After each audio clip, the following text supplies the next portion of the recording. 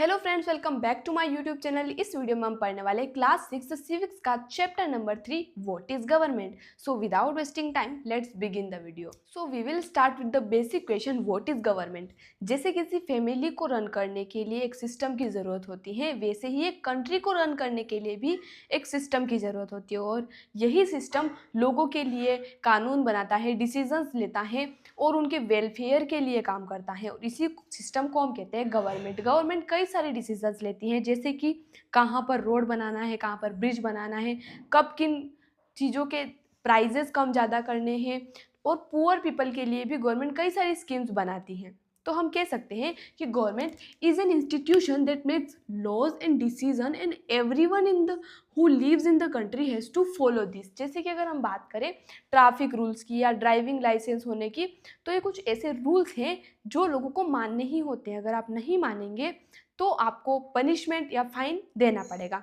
फिर अगर हम बात करें लेवल्स ऑफ गवर्नमेंट की, यानी कि एक ही लेवल पर रहकर क्या इतनी बड़ी कंट्री को रन करना पॉसिबल है, तो थोड़ा सा ये डिफ़िकल्ट होता है। इसलिए गवर्नमेंट कई लेवल पर वर्क करती हैं, जैसे कि नेशनल लेवल, स्टेट लेवल और लोकल लेवल। नेशनल लेवल यानी कि ये नेशनल गवर्नमेंट होती हैं जो ऐसे डिसीजंस लेती हैं जो पूरी कंट्री के लिए सेम हो।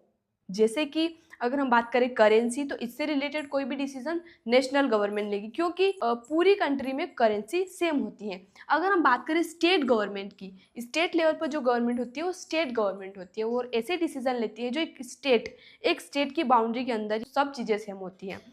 यहाँ पर देखिए, वर्तमान में भारत में 28 स्टेट्स है, लेकिन हमें कई बार कन्फ्यूज़न होता है कि 29 का कॉन्सेप्ट आखिर आया कहाँ से।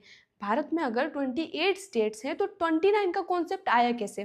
तो बात है 2 जून 2014 की, यानी कि 2 जून 2014 से पहले भारत में 28 राज्य थे, लेकिन 2 जून 2014 को तेलंगाना भारत का 29वां राज्य बना। ठीक है, उसके बाद क्या हुआ? उसके बाद 31 अक्टूबर 2019 को जम्मू कश्मीर और जो लद्दाख है, जम्मू कश्मीर और लद्दाख, इन दोनों को यूनियन टेरिटरीज बना दिया गया, केंद्र शासित प्रदेश बना दिया गया, यानी कि एक स्टेट यहाँ से कम हो गया।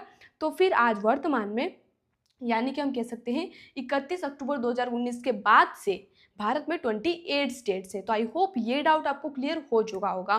ठीक है, अगर हम बात करें लोकल लेवल की, तो लोकल लेवल यानी कि यहाँ पर लोकल गवर्नमेंट होती है जो एक पर्टिकुलर एरिया जैसे गांव, सिटी, टाउन, वहाँ पर जो भी डिसीजंस होते हैं, उनसे रिलेटेड जो भी प्रॉब्लम्स होती हैं, वो कौन सॉल्व करता है?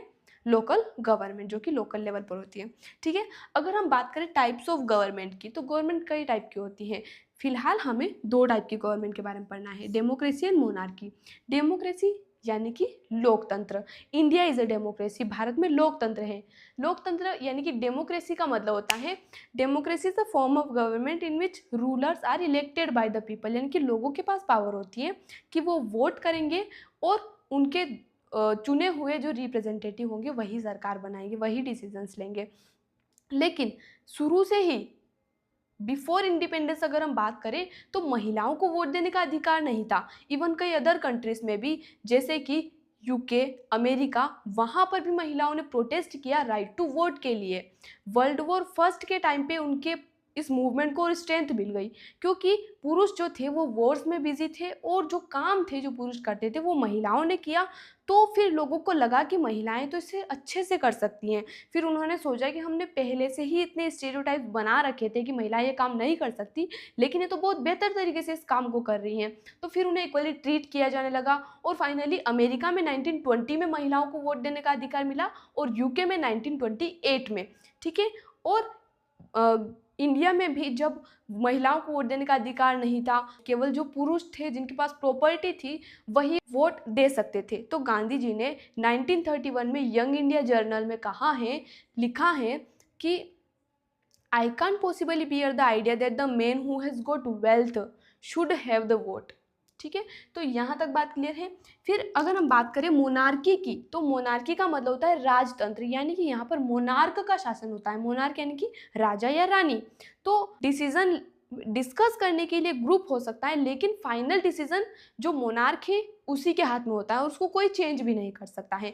तो ये होता है मोनार्की। और फिर यहाँ पर लोगों का शासन नहीं है, लोग इलेक्ट नहीं करते हैं, राजा रानी लोग नहीं चुनते हैं, उन्हीं की जनरेशन जो होती है नेक्स्ट, वही अगला उत्तराधिकारी होती हैं। ठीक है, इसके बाद हम बात कर रहे थे सफरेज मूवमेंट, यानी कि महिला मताधिकार आंदोलन, जिसके बारे में अभी हमने डिस्कस किया कि महिलाओं को वोट देने का अधिकार नहीं था, तो उन्होंने इसके लिए प्रोटेस्ट किया और फाइनली उन्हें वोट देने का अधिकार मिला।